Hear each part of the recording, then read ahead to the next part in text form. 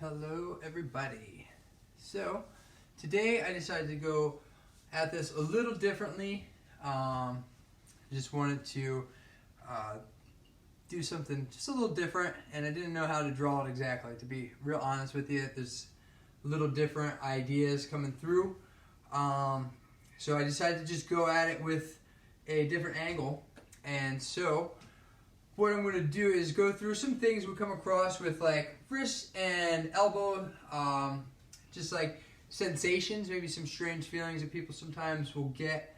And I kind of wanted to just go through some of the posture, and then I am going to run through some exercises to kind of help out with some of this stuff. I'm going to use this chair as my desk, and just to give you an idea. And then I have some household items so we can use to kind of just help with these exercises. So things that you could use household wise would be like a tennis ball or something else for massaging. Your hand will work as well. We use a can of beans or a can of soup for the stretches, and then we use a hammer as well for some of the exercises. And we could use traditional equipment too, like dumbbells and stuff like that, hand grippers. We could use those things as well. We're just going to go through some of the postures, some people might find themselves in when they're working, their computer's out in front, and things with the arms that can occur. So we're going to start with the wrist here. And when I'm working here and I'm at a position where, like, and if my chair was up a little higher, you get a little bit more extension at the wrist. But you can see if I'm trying to type here, I got to pull my hand back a little bit so I can bend my fingers. And what that's going to do is it's going to create tension in the forearm. So I'm like working, and now I'm in this position where my arm is slightly bent, or my wrist is slightly bent, engaging these muscles. Another thing that's going to be happening is that my elbow is slightly bent. So these tissues in here are going to get a little bit more engaged, and these tissues in here are going to get a little bit more engaged from that elbow bend. And we really need to get that balanced out, especially if you start noticing some sensations in like your wrist. Say you're doing a push-up and you get a lot of pressure in the back of your wrist. Well, it might be coming from the fact that this tissue is really engaged, it's really tight, and this tissue on the underside is not as engaged. So that's the start of it. What I want to do is I'm going to go through first with the push-up and what we can do to help kind of get this balanced out and see if we can get some tension going. So first let's start with a massage tool. I don't know what I did with my massage balls. I literally just had them. I know where they are. Behind the screen. So these are actual massage balls, but a tennis ball will work just fine. And what we'll do is kind of just roll through back of the arm, get that to relax, and then after that, we're going to go ahead and get the underside of the arm to engage. So just going to roll through, starting on like this outside of the elbow here. You can find the bony spot, and then you can kind of just cruise through. You find a tender spot, you just work through some flexion and extension and go through that full range of motion there. And really get that to loosen up, and you can cruise through the whole forearm here and getting all these muscles to kind of relax. So these extensors, they're going to be a little bit tight if you're sitting here and you're typing away, you're doing your computer work or anything that's like where you're in this position and these muscles get a little engaged. After we go through that, we're going to go ahead and do just a little stretch here. So just going to reach out in front. We're going to stretch down. So just going to pull the arm into this position. While I'm doing that, I want to engage underneath here a little bit. And then I might even just go a little rotation here and just twist that in and really feel that open up through the forearm. And then after I go through that, I'm going to work a little bit of engagement through the flexors, going into flexion. What I'll do is I'm going to resist this. I'm going to just pull up into my palm. So I'm pressing down with my hand, pulling up with my palm, squeezing on the underside, getting this engaged, and then after that, you get this engaged, you get a good sensation. You could take your can of beans and you could work a little curl action here and curling that up. And if you do have hand weights, you can work with maybe some 3s or 5s. You're feeling really strong, you can maybe move up to 8s or 10s. But we want to really feel that squeeze on the inside here, getting a nice sensation in our flexor group. And that's going to help balance out through flexion and extension. And then we go back to our push-up. We are going to be in this position for our push-up, right? We have to press into the ground with that wrist in extension. But what we are going to do is, instead of just having all this tissue really engaged in the backside of the arm, I'm going to try to press this direction. There's not going to be any movement because I'm pressing into that surface, right? But when I press this direction and create a little bit of tension on this side, it's going to help me stabilize the wrist. I'm not going to get as much pressure in the wrist when I do that. And I also like to think about creating like a little bit of a cup in the hand. So similar to like we talked about with the arch of the foot, the hand has an arch. We can create this cup-like effect in the hand, and we can disperse tension out through the fingers. And this is a big thing I notice with people when they feel that like pinching in the back of their wrist when they're going into the push-up, is that they're pushing straight down into the ground. So they're putting all this force into like the base of the hand, like right here, as they're pressing into the ground, as opposed to just getting that to all disperse and trying to press with like this cup-like effect, getting the rim of the hand here, pressing into the ground, have that cup up a little bit, and then pressing through while trying to drive a little bit this direction with their flexors of the forearm, driving into that position. And it's really helpful to engage the other side of the joint. We won't get as much stress back here. We'll be able to pick up a little bit more tension in here, and it's going to just make the wrist feel more stable, and it should help take some of that pressure off. One thing that I'll do sometimes with people who are experiencing some pressure in that area when they go for a push-up, maybe just modify the height. Maybe go off of the chair, you know, and work from, say, this height here, as opposed to the full push-up position. It's going to take some of that load off of the wrist. It's going to take some of the body weight down, make it a little bit easier. And that's one way to modify it. As you build up this strength, build up stability in the wrist, that's going to help quite a bit. And then rotation exercise for the arm is always a good one to work in here too. Getting the hammer out, and then we can work through some rotation, keeping this wrist as neutral as you can. You can support it on your thigh, and then just going through this twist, right? And then we're going to pull with the hammer end coming out on the thumb side, twisting and trying to pronate using this inside portion. So it attaches near our flexors. And actually, I'm going to post a link to the forearms so you can get an idea. Let's see, I did have this here. I'll quick send this on in. Let's see.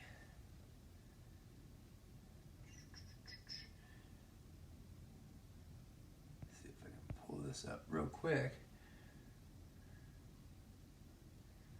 And then you can check out the forearm musculature yourself here, and This is really useful.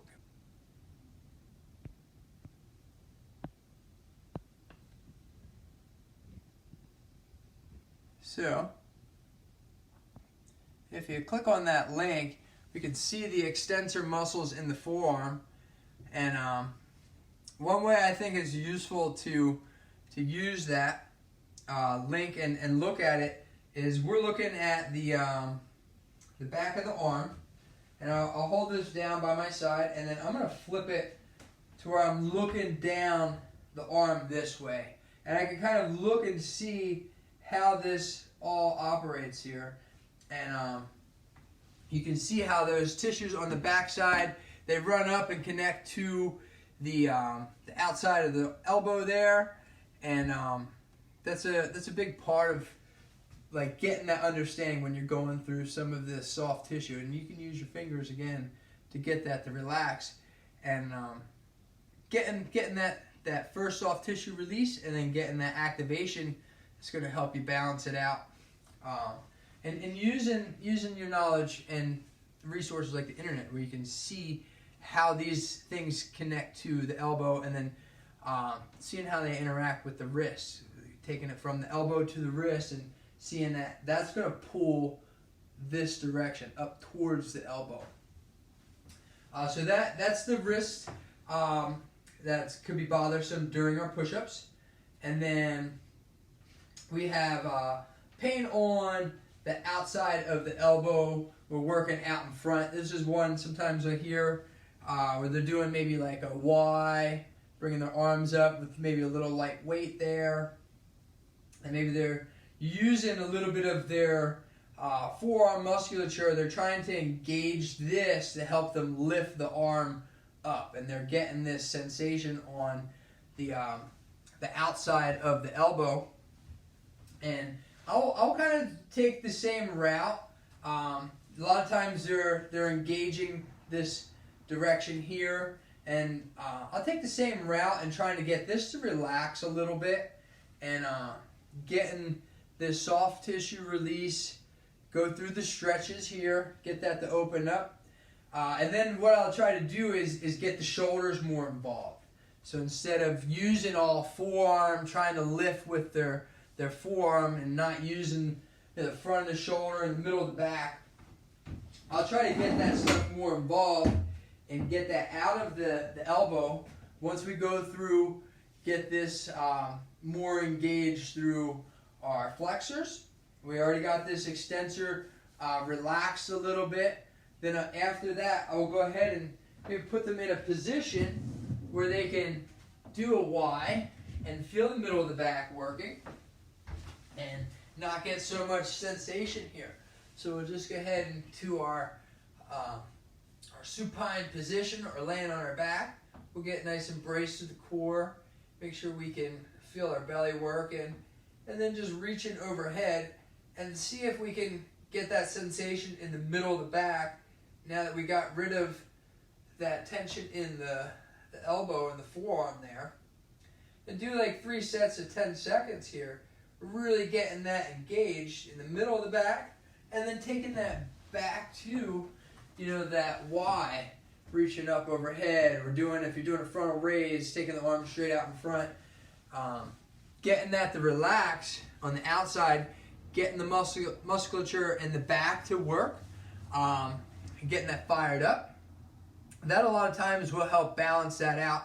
And it might take a little bit of time, if you've been working out in front and picking up tension out here, you're working with your hands, maybe you do like machine work, or you're doing, work in like an automobile shop or things like that, even in like a kitchen, you can end up doing that kind of stuff and using more of this and not really knowing what you're feeling in the back and in the shoulder, getting this stability from out here and in here. And we're using more work out here, and it's hard on the arm, and it can be a little bit uncomfortable, especially if you're getting a lot of exposure to that. You're doing a lot of overuse type things, and you spend a prolonged amount of time with your hands kind of back or out in front like that. And so we want to go ahead and just balance that out. work on strengthening the opposite side of the joint. A lot of times this tissue has got a lot of resistance to that soft tissue work, and massaging it is going to not feel that great at first maybe, but like once you can get that loosened up, free that up a little bit, then teach the other side to do more work and try to balance that out. It really helps. It really helps. And then we're going to go into the inside of the arm. We'll talk about some stuff with that. So what we'll end up sometimes with that is we're going to end up with maybe a little sensation on the inside of the elbow. You find that bony spot. Sometimes people feel that, or sometimes it'll run the inside here, or it could be in like the inside of the bicep. And we'll want to do a similar idea of getting things to relax. We're going to flip it around now. So it's like the opposite, right? Like these muscles are now engaged too much. Maybe you carry heavy items and you kind of curl in and you make a real big grip, and that causes too much stress in here, and you don't really work the back side of it. You have to go in here and just roll through, and then the same thing, go through that range of motion. See if we can get that to relax. Going up and through this whole part of the tissue, and then coming up into our bicep even. We might find some tension in there. And it could be too if like this elbow bend, this muscle crosses over, and these muscles, they're all connect in the same area, a similar area along the line, and that could be jamming you up. So I've had people where they started feeling sensations when they're doing like bicep curls or rows, and they're using their bicep too much, and it goes back to not using the shoulder, and then this tissue is shortened. Maybe they work and their elbow is bent, and they can't lengthen this as well. And so getting that to relax, really, really helpful. Massaging it. Massage gun is a great one. I know this is not your regular household item, but it feels great if you just run it through here. You can let your arm relax down and allow the gun to do the work. I mean, your hand works great too. Whatever you have available is good, but getting that to relax is going to be key. And then after that, we want to teach the rest of the arm to work, right? So if we did flexion to help with the back of the arm to relax, we're going to do extension to do the other side. And we could go with our can of beans again. You could work through that extension position. You could go with, like a light weight. You can grab a weight here. We could use a light dumbbell, and then we could just rest that on the thigh and just work it back. So we're going to go into our flexion position, and that's going to get us this opening, and then we're going to contract that muscle, and we're going to build some strength up here. And when we do that, that's going to help balance this out, taking some of that pressure out of here, getting that wrist to relax some. And sometimes you can notice too, like if you're doing a row, you pull back and you notice that you tend to curl in. You're contracting this tissue in this line more by doing that, and that maybe you want to do it that way, but maybe you don't notice it. So being mindful of it is a big key to understanding and just noticing if you're doing that. And if you are doing that and you don't want to do it, then do something to address that and make sure you balance it out and get that tissue working well. And then I like to go into some rotations here, and then we're going to have the head of the hammer coming out from the pinky side. And then we're going into, wrong way, we're going to go ahead and try to supinate, twisting the arm the other way and opening that up. And you get that rotation to happen here, and we're working through the back of the arm now. So remember, we had this guy working through the pronator. We were trying to go the other direction. Now we're trying to go and bring the palm up. And that will help get this back of the arm working. that pronator a lot of times is going to be a little bit engaged when that is like jammed up in this area. And if we can get that to relax, get the supination working well, and then just trying to get that back to normal movement. So when you're working and you're carrying something, you carry it with a neutral wrist and feel both the back of the arm and the inside of the arm working there. It really does help balance it out. Another great exercise I like is just taking rubber bands. You can get these off of your broccoli or like your cauliflower, whatever it is that you get in bunches, asparagus. You know, everybody's eating their greens. We take these rubber bands here. This one's a little big, so I'm flipping around my thumb once. And then what we can do is, so these muscles in here, they create this direction. They also create some squeeze. We can go into extension of the fingers, extend the wrists a little bit with that, and work through. I'm supporting this underneath, and work through that range here, and just get those fingers to extend, open up that grip a little bit, and it actually is going to help our grip strength. So sometimes we're like over gripping things, and we don't have the same work getting done on the backside into extension. And so if we can get that more alert, a little bit more stable through the wrist, it's going to improve our grip strength. So using these rubber bands is really great.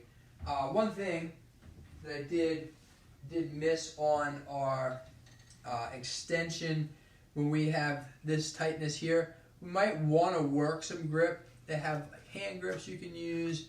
You can also use, again, that tennis ball. Squeeze on the tennis ball and try to just rotate the fingers down. So you're trying to create that tension this way. That's more for like when we're trying to engage through the underside and get that grip going for when you get a little bit more fixed in this position. And definitely something to be mindful of when you're doing rows, you're working out in front with your arms. You want to get the stability and the force production from your shoulders more. So like we go through these little exercises here. They help a little bit, but I would say getting the function that come from the shoulder too. Like if you're rowing, and I've seen this before too, where if somebody is going through a row and they will do like a little extension at their wrist. So I showed you the flexion at the wrist. Sometimes somebody will go through a row and they'll hit extension and they'll pull back and they curl their wrist this direction as opposed to the curling in.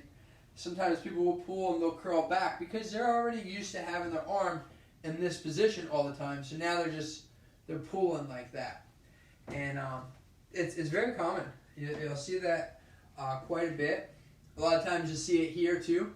They'll extend the wrist back this direction, and now they're thinking they're getting more external rotation at the shoulder, right? This shoulder exercise, both of these are supposed to work the shoulder, and here they're getting most of that actually in the wrist. I'm not actually getting all that much external rotation. I'm actually making that happen more here, and that actually jams me up. I can't get much further, right? But if I go in the neutral, I'm going to get more range of motion there, and I'm going to put more tension in my shoulder blade, right? So it helps to do the wrist exercises, definitely. If you have a hard time feeling neutral, love to do these exercises. But we want to go back and get the shoulders working properly, get the arm working with the shoulder properly, and then that's going to restore that proper movement mechanic better. And we got to do the exercises to understand, well, what am I supposed to be feeling here? How am I supposed to hold my wrist? But we want to integrate that back into the whole shoulder exercise, everything working really fluid together, and just getting that smooth action from the shoulder is going to take some of that stress out of the wrist. But I think it takes a combination and trying to figure out where it stems from. You know, if it stems from your wrist from being here, then okay, we'll address that too. But like if it's coming from your shoulder and you just don't understand how to use your shoulder, you might need to learn how to use your shoulder, and then this will go away too. So it takes a combination of assessment and practicing these things and seeing what can you feel and what feels like I don't understand how to control that part of my body. And then we'll figure that out from there and try to tie it all in together and get that stuff working as a team, right? Like no muscle really is going to work independently of other muscles. So what we need to do is break it down so we can feel each muscle as isolated as possible, but then we want to go ahead and integrate it and get everything working together like it's supposed to, and that's really the best way to get it going. So I'll post these video or the images or the links to the images on the YouTube video as well, and then go ahead and just check that out.